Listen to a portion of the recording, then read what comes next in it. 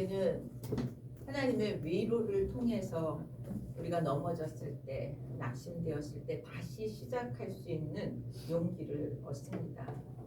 또 하나님의 위로를 통해서 우리가 만나는 문제에 매여 있던 우리의 관점을 더 멀리, 더 크게 볼 수 있게 되어집니다. 또 하나님의 위로는 우리가 현실 속에서 어떻게 살아야 할지에 대해서 지혜를 얻고 믿음을 얻게 된다고 생각합니다. 오늘 저는 신앙으로 환경과 문제에 절망하지 않고 일어났던 우리가 너무나 잘 아는 그 넬슨 만델라의 이야기로 우리의 이야기를 시작해 보려고 합니다. PPT 한 장만 넘겨주세요. 네, 이분은 우리 너무 많이 아는 있는 사람이죠. 이 사람은 흑인들의 인권을 찾기 위해서 싸우다가 종신형을 받게 됩니다. 그래서 40대에 감옥에 들어갔다가 70대에 나와요. 27년간을 감옥에서 지냅니다. 그리고 나와서 75세에 남아프리카 공화국의 대통령으로 선출됩니다. 그 나라의 최초의 흑인 대통령이 되어집니다. 그는 감리교 신자였습니다. 그래서 그의 신앙이 정치와 삶의 그 기초가 되었다고 그렇게 평가를 합니다. 그는 감옥에서 있으면서 기도와 묵상을 통해서 내면의 평화를 지킬 수 있었다라고 고백하고 있습니다. 그는 종교적인 언어를 쓰고 그렇게 사람들에게 종교를 이야기하지는 않았다고 합니다. 그러나 그의 도덕적인 그런 원칙과 삶의 그런 기초는 기독교적인 세계관과 가치관에 기반을 두고 있었다고 합니다. 그의 회고록에 나오는 내용인데요. 어떻게 27년간이나 좁은 감옥에 있으면서 건강을 유지할 수 있었느냐라는 그런 인터뷰에 그가 대답했습니다. 감옥에서 하나님께 자신은 늘 감사했다라고 고백합니다. 하늘을 보고서도 감사하고 땅을 보고서도 감사하고 물을 마시면서도 감사하고 음식을 먹으면서도 감사하고 심지어는 강제 노동을 할 때도 감사하고 그래서 자신의 건강의 비결은 늘 감사했던 것이라고 그렇게 고백하고 있습니다. 좁은 감방에서 사는 일이 결코 쉬운 일은 아니었습니다. 힘들고 고통스러운 순간이었지만 그것을 하나님이 자신에게 주신 선물이라고 믿으면서 그 감사함으로 그 긴 세월을 지냈다고 이겨냈다라고 고백합니다. 사람들이 그를 위인이라고 그렇게 칭송하곤 했습니다. 그런데 그 칭송을 들을 때마다 그는 그렇게 이야기했다고 합니다. 나는 대단한 사람이 아닙니다. 그저 노력하는 한 사람의 노인이다 라고 이야기했대요. 그가 한 말 중에 가장 유명한 말을 하나 우리 같이 오늘 말씀과 연결해서 같이 보겠습니다. PPT 한 장만 넘겨줄래요? 우리 함께 읽겠습니다. 인생의 가장 큰 영광은 넘어지지 않는 데에 있는 것이 아니라 넘어질 때마다 다시 일어나는 데에 있다. 이분이 한 말입니다. 그리고 이 말은 많은 사람들이 넘어졌다가 일어날 수 있는 힘을 얻게 하는 말이라고 합니다. 그는 성경적인 삶을 살았던 사람임에 틀림이 없다고 생각되어집니다. 성경을 묵상하면서 힘을 얻었고 또 노력하는 사람이라고 자신이 자신을 고백할 만큼 성경대로 살려고 노력했던 사람입니다. 분명 넘어질 때가 있었습니다. 그런데 넘어진 곳에서 일어났고 또 특별히 그는 그리스도의 용서의 말씀을 실천해서 역사에 남는 사람이 되었습니다. 그는 백인들에게 보복하지 않고 용서함으로 그 역사를 다시 세우게 했다고 생각되어집니다. 오늘 우리는 예수님께서 마지막 하신 말씀 중에 일부 중요한 부분을 같이 살펴보려고 합니다. 예수님이 잡히시기 전날에 제자들에게 한 말씀이 있었습니다. 무슨 말씀이냐면 다가올 환난이 있다, 다가올 핍박이 있다라고 하는 얘기를 했습니다. 그리고 오늘 1절에서 내가 그렇게 환난과 핍박에 대해서 미리 예고한 이유가 있다라고 얘기하는데 그것이 실족하지 않게 하기 위함이다라고 1절에서 얘기합니다. 너희로 실족하지 않게 하기 위해서 그 앞으로 있을 어려움에 대해서 그렇게 미리 말씀하셨다는 거죠. 여러분, 우리는 언제 잘 살아낼 수 있습니까? 성령 충만할 때 능력 있게 살아가고 어려움도 이겨냅니다. 그런데 사단은 그걸 너무나 잘 아는 거죠. 우리가 성령 충만할 때 능력 있게 살아내고 어려움도 잘 이겨낸다는 것을 잘 알아서 성령이 하는 일이 뭐예요? 능력 있는 신앙생활, 능력 있는 생활을 할 수 없도록 성령 충만하지 못하게 우리를 자꾸 넘어지는 것들을 갖다 놓는다는 것입니다. 오늘 본문은 실족한 우리를 일으키시는 것이 성령의 역사다라고 하는 얘기를 해주면서 성령의 인도하심을 따라 살라고 권면하는 말씀이라고 생각합니다. 오늘 본문을 통해서 넘어질 만한 데서 넘어지지 않고 살아가는 우리들이 되기를 먼저 축원합니다. 첫 번째 오늘 말씀에서 얘기하는 것은 고난과 핍박이 있다라고 하는 것을 전제하라고 얘기합니다. 전제하는 이유가 그거를 그냥 알고 당하라가 아니라 대비하라. 박해가 있을 것이고 핍박이 있을 것인데 그것을 대비하라. 어떤 핍박이 있을 것인가를 2절에서 이야기합니다. 2절에서 뭐라고 얘기하냐면 사람들이 너희를 출교할 뿐 아니라 때가 이르면 물은 너희를 죽이는 자가 있게 될 것이다. 그리고 심지어는 그렇게 하는 것이 하나님을 섬기는 일이라고 말할 것이다 라는 거죠. 지금 유대교에서 기독교가 세워지는 그런 배경을 갖고 있습니다. 그래서 유대 사회 속에서 그리스도인들이 뭐예요? 그 공동체 속에서 소외되어지고 심지어는 죽임을 당하는 일까지 만나게 될 거라고 얘기합니다. 그런데 이 핍박의 근거가 뭐냐면 종교라는 거예요. 유대인들의 종교적인 열심에서 그리스도인들이 소외되고 죽임을 당하게 될 것이라는 얘기를 합니다. 그리고 자기들의 행동의 정당성을 어디다 두냐면 하나님을 잘 섬기는 것이 그 일이다라고 얘기합니다. 유대인들이 그리스도인들을 핍박하고 죽이기까지 하는 것은 하나님을 위해서 하는 일이라고 하기 때문에 뭐예요? 더 무서운 핍박과 박해가 있게 되는 거죠. 유대인들이 그리스도인들에 대한 예수님에 대한 태도는 뭐예요? 이렇게 하나님을 위해서 저들을 핍박하는 것이라고 하는 것이 저들의 태도입니다. 우리가 이들이 뭐야? 그리스도인들은 너무 생각지 않은 고난을 당하게 되는 거죠. 우리가 고난을 당할 때 넘어지고 실족하는 상황이 어떤 상황입니다. 예상하지 못하는 어려움이 올 때 우리는 실족하고 넘어지죠. 그런데 성경은 예상 밖의 어려움을 맞닥뜨리는 것에 대해서 대비하라라고 얘기하는 거예요. 믿음이 있는 사람들도 고난을 만날 수 있으며 하나님이 이미 알고 있기에 그것을 이상하게 생각하지 말고 준비하라. 고난이 올 때 대비할 수 있는, 대비하는 우리들이 되기를 원합니다. 오늘 말씀을 통해서 고난에 오히려 준비된 자가 되라고 얘기하면서 이 고난을 만날 때에 잘 대응하도록 하나님의 뜻을 잘 분별하고 하나님의 때를 기다리라고 말씀합니다.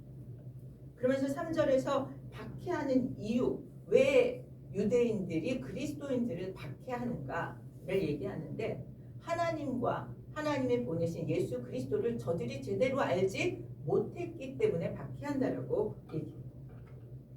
그래서 사도 바울이 스데반의 죽음에 뭐예요? 적극 참여하는 거죠. 예수님과 하나님을 제대로 알지 못했기 때문에 그리스도인의 죽음에 적극 가담하는 그러한 일을 하게 됩니다. 그런 일이 있을 것이라고 하는 그 경고는 그 경고를 통해서 예수님이 원하신 건 무엇일까요? 제자들의 굳건한 믿음이 세워지길 원했다고 생각합니다.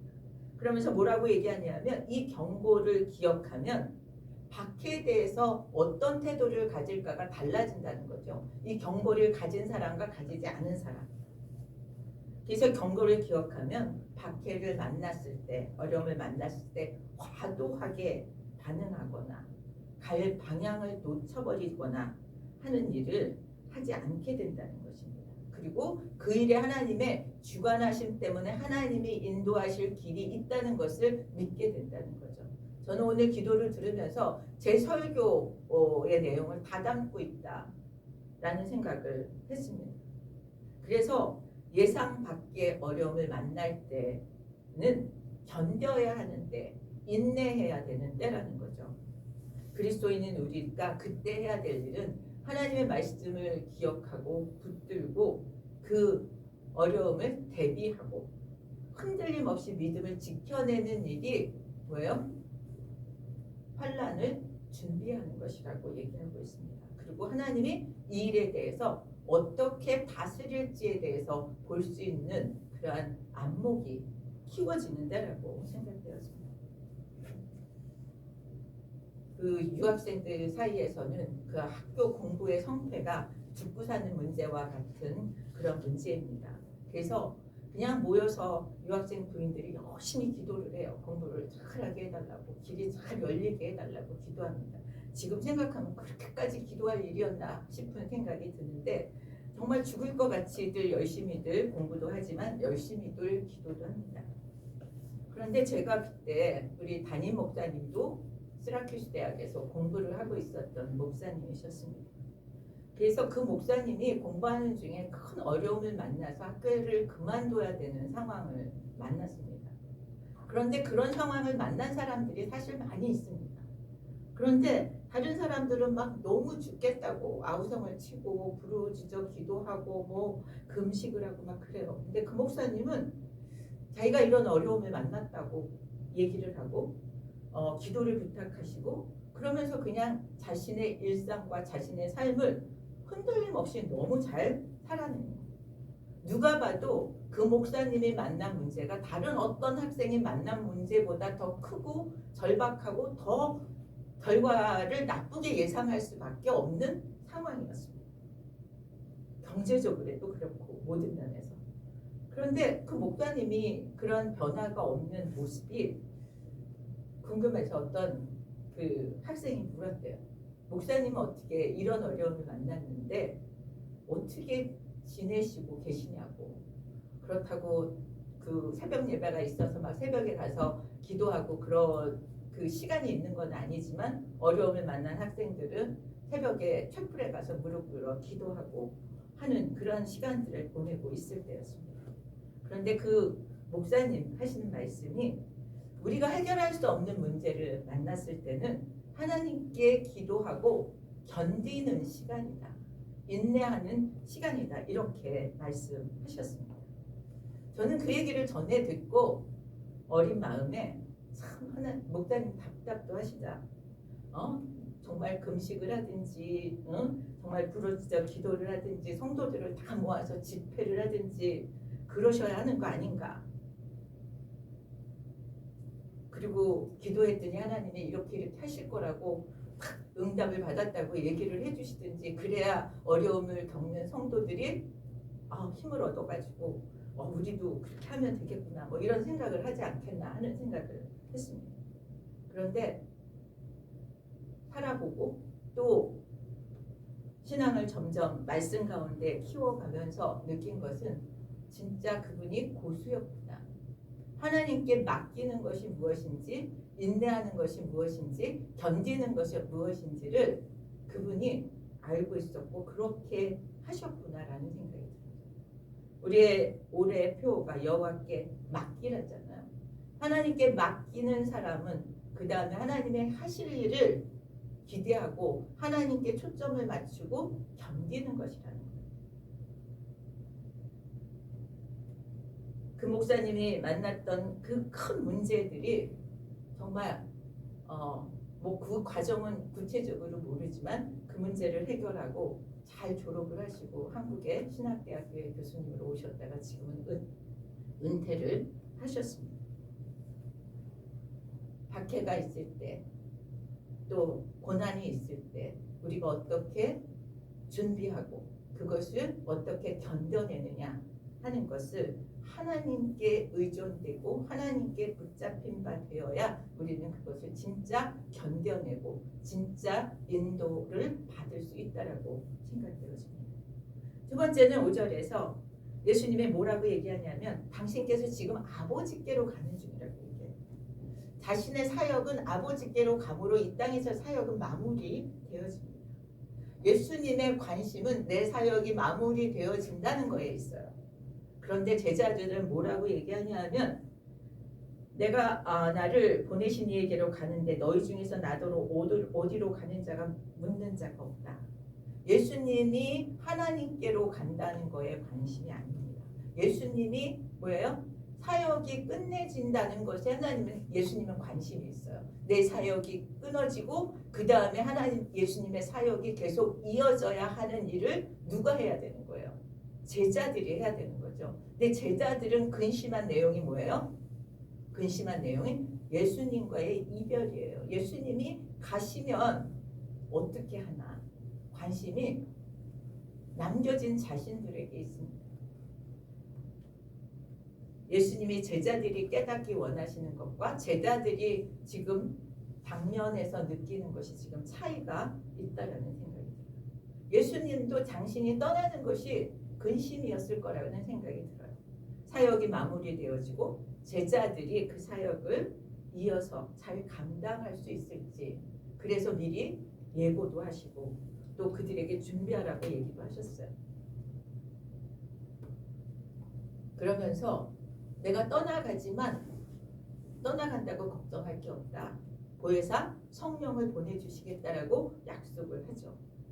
그런데 성령을 예수님이 떠나는 거에 대체로 성령을 보내주시는 것의 의미가 아닙니다.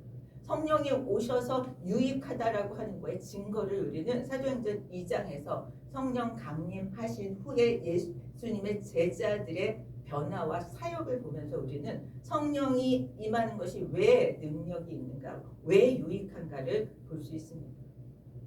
예수님의 약속대로 성령이 강림하시고 제자들은 성령의 권능을 받아서 예수님이 하셨던 사역을 넉넉히 감당하게 되었습니다.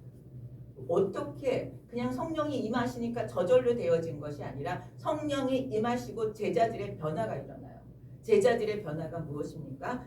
인격의 변화가 일어나고 생활의 변화가 일어나고 우선순위의 변화가 일어나고 그래서 삶이 달라집니다. 그래서 가는 곳마다 주님을 증거하게 되는 그 역사가 사도행전에 계속해서 나오게 되어집니다. 우리를 사랑하시는 하나님께서는 성령을 우리에게 보내주시고 또 우리의 유익을 위해서 우리를 위해서 성령이 역사하신다라고 우리에게 말씀하고 있습니다.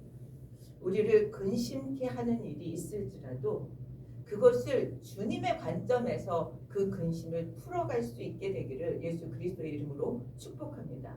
주님이 그 문제를 어떻게 풀어야지 풀기를 원하시는가? 거기에는 하나님의 선한 계획과 하나님의 뜻이 있는 줄 믿습니다. 그것을 바라보고 기대하고 찾아가는 우리들이 되기를 축복합니다. 그러면서 주님은 성령이 오시면 이 세상에 대해서 하실 것인데 죄에 대해서, 의에 대해서, 심판에 대해서 책망하게 될 것이라고 얘기합니다. 죄에 대해서는 뭐예요? 예수를 믿지 않는 세상에 대한 책망이라고 얘기해요. 그러면서 거기서 하시고 싶은 얘기는 뭐냐면 예수를 믿지 않는 것이 죄다. 예수님을 거절하는 것이 죄다. 예수님을 배척하는 것이 죄다라고 분명하게 말씀하시는 거죠. 그리고 그 결과는 뭐예요? 믿지 않는 자의 결과는 멸망이라고 얘기합니다. 그것이 요한복음 3장 16절의 말씀입니다.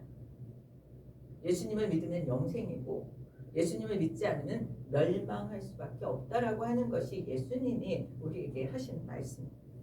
그러면서 예수님의 이름을 믿지 않는 자는 이미 심판을 받은 것이라고 3장 18절에서 얘기합니다. 벌써 심판을 받은 것이다. 그래서 죄에 대한 책망은 죄의 정의가 다른 거예요. 세상과. 죄의 정의의 첫 번째 죄의 정의가 예수님을 믿지 않는 것이 죄라고 하는 정의를 내리고 있습니다. 두 번째 10절에서는 의에 대한 책망에 대해서 얘기해요. 뭐가 의라고 얘기하냐면 예수님이 아버지께 가는 것이 의라고 얘기합니다. 예수님이 하나님께 가시는 것이야말로 예수님의 의로움이다. 예수님이 아버지께로 돌아가시고 영광을 받으심으로 무엇이 나타나요? 예수님이 하나님과 하나라고 하는 것이 증거라는 거죠. 예수님의 승천은 예수님의 하나님의 아들임을 나타내는 것입니다. 예수님이 오르신 예수님을 정죄한 세상을 심판하시는 것이라고 책망하시는 것이라고 얘기합니다. 11절에서는 심판에 대해서 책망하시죠.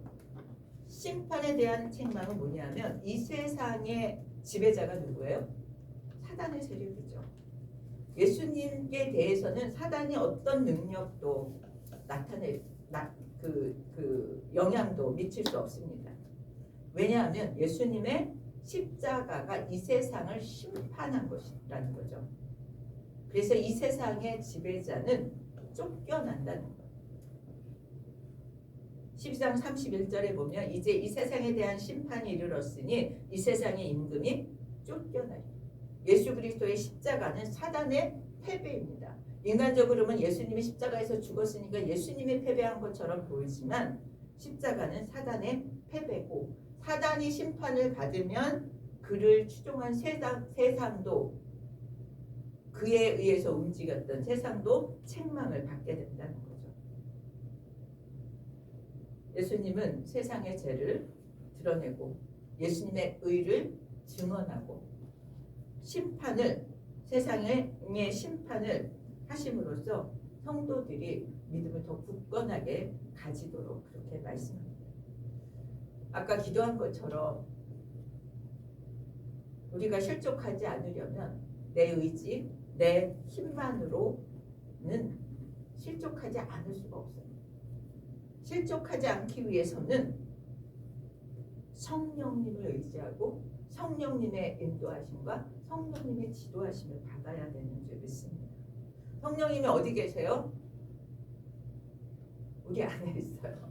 성령님이 우리 안에서 역사하세요. 딴 데서 찾지 마시고요. 내 안에 계신 성령께서 뭘 원하시는지를 깊이 들여다볼 수 있기를 축복합니다. 성령님은 우리한테 막 가르쳐주고 싶어 하세요. 죄를 깨닫게 하시고 싶어 하시고 의가 뭔지를 가르쳐주고 싶어 하시고 심판한 그 현실의 모습이 어떤 것인가를 알려주고 싶어 하십니다. 그래서 우리는 아까 너무 기도를 저는 감동받았어요. 성령을 찾아야 합니다. 성령을 갈망해야 합니다. 그리고 성령이 뭐라고 말씀하시는지 마음의 귀를 열어서 들어야 합니다. 성령이 책망하시는 말씀을 하시면 회개하십시오. 성령이 위로하시면 그 위로로 힘을 얻으십시오. 성령이 격려하시면 그 격려를 힘입어서 나아가시기 바랍니다. 성령이 주시는 통찰력으로 앞으로를 방향을 보여달라고 구하십시오. 그러면서 세 번째는 성령의 인도함을 받으라고 12절부터 말씀하고 있습니다. 지금은 너희가 감당하지 못한다라고 얘기해요. 왜냐하면 우리는 경험하지 않은 것을 잘 알지 못합니다. 예수님이 성령이 아직 오시기 전이기 때문에 성령의 사역에 대해서 얘기를 해도 잘 못 알아듣는다는 거죠. 그렇지만 성령이 오시면 진리 가운데로 인도하시고 성령의 역사를 통해서 알게 된다는 거예요. 하나님의 뜻을 알게 되고 예수님이 그동안 했던 것들을 다 기억나게 해주셔서 알 수 있게 된다는 거죠. 그러면서 세상에 대한 성령의 사역을 말씀했다면 지금 이 12절부터는 성도들에게 어떻게 역사하시는지를 설명해요. 첫 번째는 뭐를 얘기하냐면 13절에 진리의 성령이 오시면 그가 너희를 모든 진리 가운데로 인도하신다. 여러분 우리를 성령께서 인도하심을 믿으시기를 축복합니다. 성령이 우리 안에 계시기에 성령은 뭐가 진리인지 뭐를 따라 살아야 하는지를 알려주신다는 거예요. 두 번째는 장래일을 알려주신다고 얘기해요. 장래일을 너희에게 알려주신다. 알게 하신다. 그것은 하나님의 목적과 하나님의 계획에 따라서 준비할 수 있게 해주신다는 거예요. 하나님의 목적이 뭔지, 하나님의 계획이 뭔지, 그리고 그 하나님의 계획과 목적 속에 우리가 들어가는 거예요. 하나님이 나를 위한 계획과 목적을 특별하게 만들어 놓으시라고 요구하는 게 아니라 하나님의 목적과 계획 속에 우리가 참여할 때 우리는 우리의 장래를 알 수 있게 되어지고 준비를 할 수 있게 되어집니다. 성령은 모든 것, 하나님의 깊은 것까지도 통달하시는 분이기 때문에 그래요. 하나님께서는 우리 인생의 인도자로 성령님을 보내주셨다고 믿습니다. 세상에서 성령만이 우리를 진리 가운데로 인도하는 줄 믿습니다. 어느 등산을 잘하는 사람이 산에 오르기 시작했습니다. 그는 등산 경험이 많기 때문에 안내 없어도 나 잘 할 수 있어 라고 생각하고 등산을 하기 시작했대요. 근데 초반에는 아주 잘했답니다. 길도 잘 보였고 체력도 충분했고, 근데 산 중턱을 넘어가면서 갈림길이 계속 나오고 날씨도 흐려지고 결국 그는 잘못 들어서 벼랑 끝까지 가게 됐다고 합니다. 내려올 수도 올라갈 수도 없는 그런 위태한 지경을 만났대요. 그런데 마침 구조대가 그를 출동해서 구했다고 합니다. 그러면서 구조대의 말이 이 산은 숙련된 안내자가 없으면 갈 수 없는 그런 산입니다. 그리고 실족해서 많은 사람이 여기서 사고를 당합니다 라고 하는 얘기를 했답니다. 저는 이 예화를 보면서 우리의 인생의 길에 쭉 한 길만 있는 게 아니라 얼마만큼씩 그 갈림길들이 나오죠. 그 갈림길마다 우리 스스로 결정하고 가기 어려울 때가 참 많이 있습니다. 성령님이 우리의 안내자가 되어서 우리를 인도해 달라고, 안전하게 이끌어 달라고 우리는 의뢰하면서 가야 될 줄 믿습니다.